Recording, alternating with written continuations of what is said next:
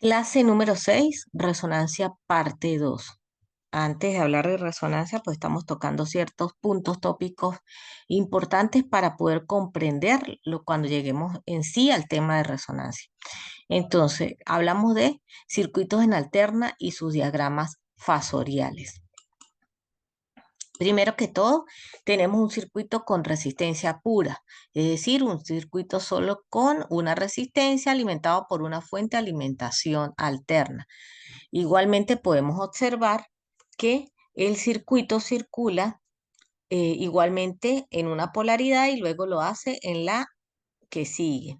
Y la fórmula, fíjense que en tanto de tensión como de corriente no existe un desplazamiento. Fíjense que ellos comienzan en el mismo punto y cuando es el punto máximo de ambas, viene siendo el punto máximo tanto de corriente como de tensión. Por lo tanto, se puede decir que en un circuito netamente resistivo en alterna, eh, tanto la tensión, ambas magnitudes como de tensión y de corriente, están en fase. Bien, esa es la característica. Esto es un circuito netamente ideal. Bien, estamos analizando de manera ideal para después irnos a entrar en materia. Ahora, ¿qué pasa cuando son, por ejemplo, este es un circuito de vamos a analizar lo que es una inductancia en los circuitos de corriente alterna. Entonces, bueno, es una bobina que está alimentada también por una fuente de alimentación alterna, pero aquí existe una diferencia con respecto a la anterior. ¿Por qué? Bueno, depende de las propiedades del elemento, ¿sí? Entonces, esta es una bobina y la inductancia es la propiedad que tiene el elemento para oponerse a los cambios abruptos de corriente eléctrica. Recuerden que primero ella circula en un sentido y luego lo hace en otro. Esos cambios bruscos, ¿verdad? Que se dan ahí, se produce como una oposición a esos cambios bruscos de corriente. Y esa oposición la llamamos reactancia inductiva y la podemos identificar como XL, su unidad es el ohm, como lo tenemos acá. Reactancia inductiva es igual a omega por L. L es lo que es la parte de la bobina, su unidad es Henry, pero XL significa reactancia inductiva y su unidad es el ohm. Entonces, ¿qué podemos decir aquí? Fíjense, volvemos al punto donde la corriente circula por el circuito, ¿verdad? Y en el momento que cambia la polaridad, ella se opone a esos cambios abruptos.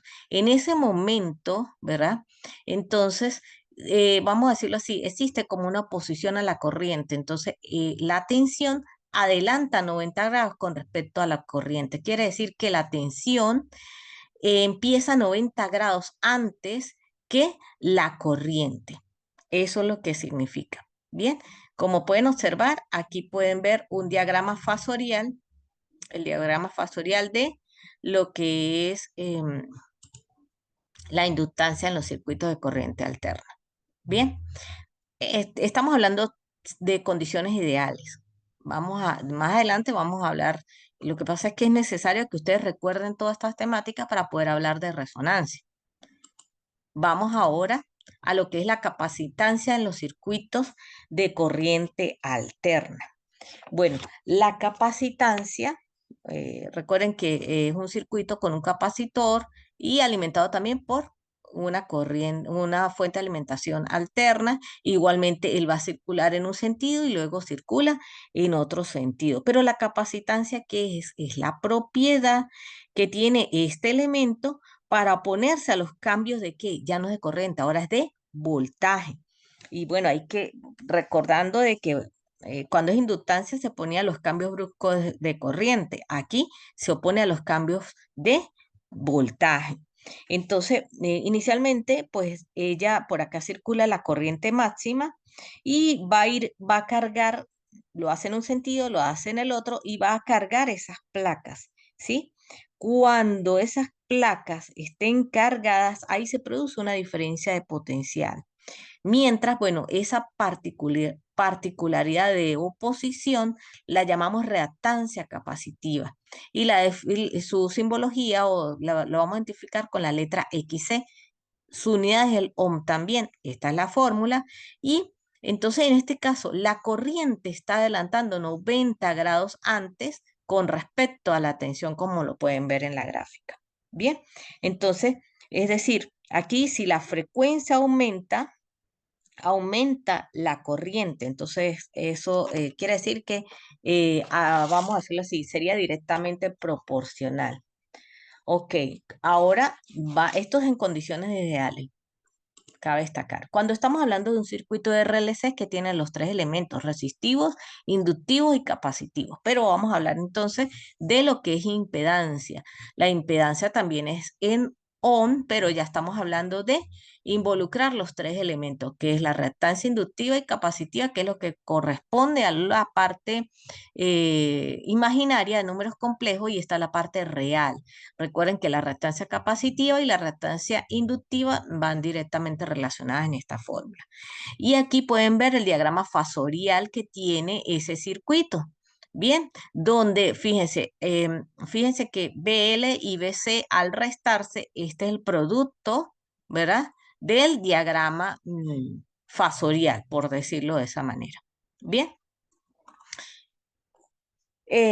Los análisis, ojo, recuerden que todo esto es en condiciones ideal. Vamos a ir más adelante. Lo que quiero es que ustedes pues ya se estén identificando con toda la nomenclatura y todos los elementos y terminologías que vamos a utilizar. Ahora, como conclusiones, ¿qué podemos concluir? Bueno, que en un circuito netamente inductivo, la tensión adelanta la corriente, ¿sí? ¿Por qué? Porque se opone a los cambios bruscos de tensión, perdón, de corriente. Ahora, en un circuito capacitivo, la corriente adelanta la tensión, ¿sí?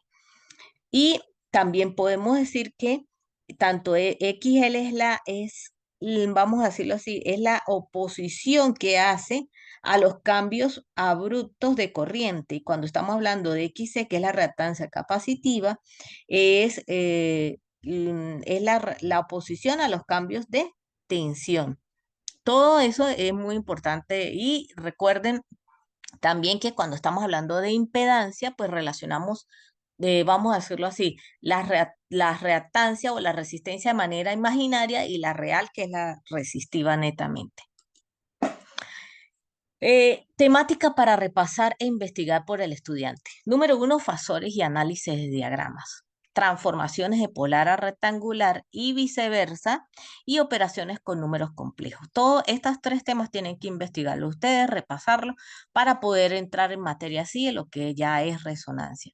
Ya con esto, pues, refrescamos lo que teníamos guardadito en nuestras mentes para poder ya comenzar con la temática en sí de resonancia.